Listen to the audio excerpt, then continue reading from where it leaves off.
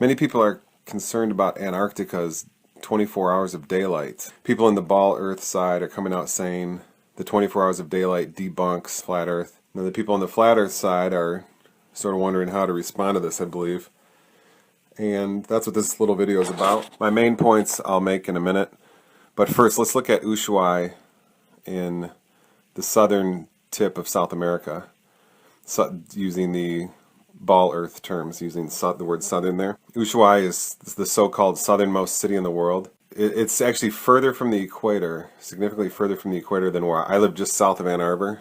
It's actually significantly further from the equator than I am, but it's roughly a similar daylight pattern to what I have. I think they get about an hour. Yeah, they get about an hour more daylight on the summer solstice, and an hour less at the winter solstice. So the point here is that Antarctica is sort of like NASA. Purportedly, only a few people have access to that part of the world, just like only a few people have access to the information of NASA. When information is like that and it's not verifiable by you, and it's only verifiable by a few people, it's by definition non-scientific information because it's not empirical. There may be a few people here and there in NASA or that got through government agencies that have been to Antarctica that will tell you, oh, they've seen something in the NASA data or in the Antarctica daylight patterns, so therefore it's empirical.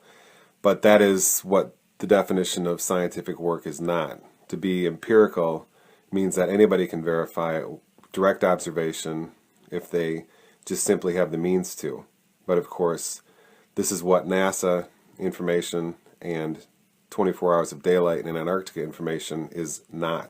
So the point here is, how can anybody do anything with any information about Antarctica? It's like we're all talking about unicorns. We're all talking about something that we can't see. So the Antarctica issue really is out of the picture as far as if you're trying to prove the world is round, is a sphere. Ushuaia is really the last place any of us can verify daylight patterns, and those fit right in to the rest of the world. And then all of a sudden we're supposed to believe, just because some government agencies send us some video of Antarctica's. Now we are all told about airline flight, the Antarctica Airlines flight out of Australia that supposedly could be taken to try to verify what's going on in Antarctica. That, of course, won't work. Even if those flights are real, and you really can get on a plane in Australia and they will fly you over a bunch of snow, you're not flying the plane. You don't know exactly the routes it's taken, if it just sticks along the edge of Antarctica, or if there's a bigger patch of ice in Antarctica that the plane just flies around in that part. These are all unknowns. Nobody knows any of this. So, unfortunately, the Antarctica issue isn't going to help sphere-Earth debate. So we're able to go to the so-called North Pole and see the sun go around in a circle just precisely as the flat Earth model stipulates. But how convenient, nobody can, for all practical purposes, go to Antarctica to verify that the same thing happens there. So the lack of verifiability prohibits this from being an object of debate. And of course, everybody in the flat Earth community is thinking how convenient this is, because we're all thinking we go to Antarctica and we're not going to see 24 hours of sunlight. So it's very convenient for the ball Earth philosophy that things have worked out this way. See, a lot of people get really angry when you start excluding things from the conversation because they are they're theoretical. A lot of people get really mad about that. When people have propaganda to push, they love theory, because with theory you can prove absolutely anything.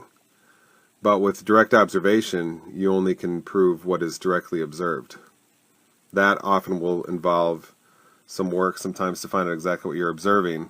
So a lot of people won't like this video. But what are we supposed to do? Say, oh, let's allow completely theoretical information that nobody can verify for all practical purposes except for a couple of unknown government people around the world. Yeah, let's let that information into our debate, and our whole philosophy of our lives about who we are and where we come from, what kind of earth we come from, and if it's describable in terms of the Bible's creation story in Genesis 1 through 3, or are we going to involve the non-empirical, professional, scientific creation story of the Big Bang and the Big Bang singularity, a theoretical construct? Is that going to dictate what the philosophy we create to observe ourselves through? So yeah, so what are we supposed to do? So if you don't like that that I'm claiming that this is non-empirical information we're not going to include, what else am I supposed to do? You know, the only way you can know something is with direct observation, something about the world, that is. Otherwise, it can be tricked and faked, and people lie. When people have agendas and motives, they act weird and they lie. Lie through their teeth, and people know all the tricks on how to do that.